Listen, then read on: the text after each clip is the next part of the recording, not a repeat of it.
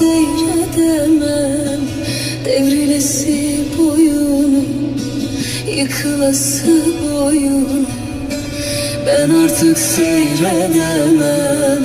Yıkılası boyunu, devrilesi boyunu.